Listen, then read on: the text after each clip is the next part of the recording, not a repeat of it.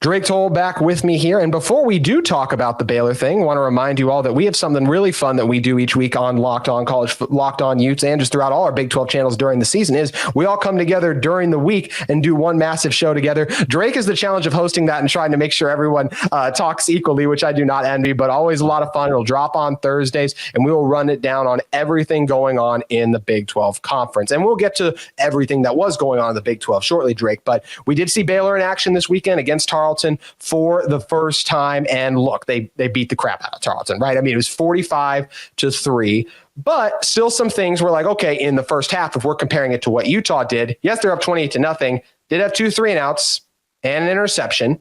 Defense looked good, but it's also, and I haven't even begun to break down the film yet. I'm still going on a lot of the preseason stuff because just like with Utah, we feel so confident, or at least I do, because I've seen these players for Utah do it at a high level.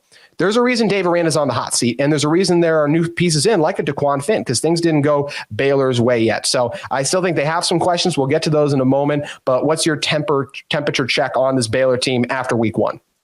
Yeah, so far with the Baylor Bears, I think the first thing I've got to say is if the question is Baylor in a spot to upset Utah, the answer is unequivocally no. There is, and truly, as someone who went to Baylor, who now, if there's a single Big 12 team that I would like to see win a national championship, it's the school I gave 4 years to, obviously.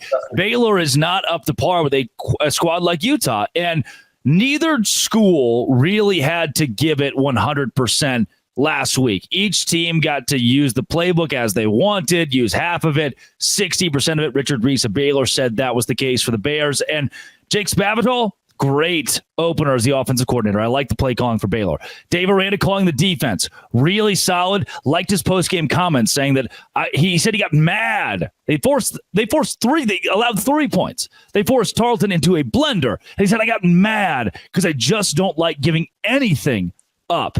Those are good signs for Baylor. DeQuan Finn reminded me a bit of KJ Jefferson. So many people are ragging on KJ Jefferson from UCF this week because he had the preseason hype. DeQuan Finn didn't. Both those quarterbacks were quite comparable. Great legs. The arm was not at all times elite. One of the quotes that I saw used was a pea shooter. DeQuan Finn is a pea shooter. However, the offensive line of Baylor wasn't up to par what I wanted it to be against an FCS opponent, and DeQuan Finn wasn't completely consistent. So there's the good and the bad. I open with very impressed with what Baylor gave you based on how they played last season, going 3-9, losing to Texas State. But also, there are still plenty of holes for the Bears where I think Utah is just going to outmatch Dave Aranda's squad and win by a whole lot more than they did in Waco last year.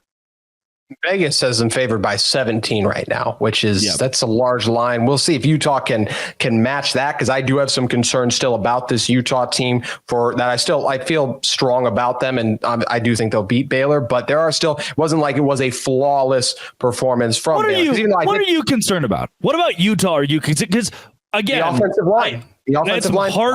I had some harsh takes about Utah, but I don't know if I'd say I'm concerned about it. I still thought the O-line looked fine. What are you concerned about? If the offensive line does not play better than they did last week, Utah will not win at Oklahoma State. I believe that firmly. I think that I expect them. Yeah. I still think Utah's going to lose at Oklahoma State, but that's not a bad thing. I mean, you 10-2, 11-1. I mean, Utah's going to win double-digit games in the regular season, no doubt. You got to lose somewhere, probably. I mean, that's not a bad thing. You think the offensive line just wasn't up to par? Yeah, I think there's still some moving pieces there. And, Caleb Lomu, first ever start. Spencer Fano settling back in on the right side. And I trust those players to improve each week. And I even think especially first game under your belt of the season, I think there's even an improvement after that. We talked about that with Cam Rising a little bit. Yes, I disagree with some of the things that we've pushed back on, but there are opportunities I look at in the game with, hey, that ball to Money Parks was behind him. I wish that was out in front of him. Mm-hmm. Hey, you scrambled too early here. If you actually look back over here, this guy is open in that spot too. I'm not concerned about Cam. But there are just still things with the offensive line I want to see come together.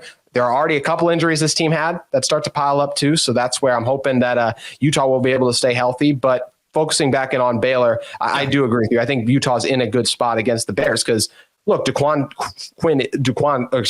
Quinn is very talented, but that I didn't see the second interception yet. I know the first one's not great. The defender is right in front of him there. So it's just plays like that those can really come back to bite you when you're already coming in as a big underdown. Now, he's a talented player and MAC player of the year from Toledo, 2,600 yards, 22 touchdowns. I like this wide receiver core, but there's not really a star, I would say, at least yet, that has emerged just like compared to some of the best receivers in this conference for my money. Running backs and O-line, probably below average in the Big 12. You even mentioned being underwhelmed by that offensive line.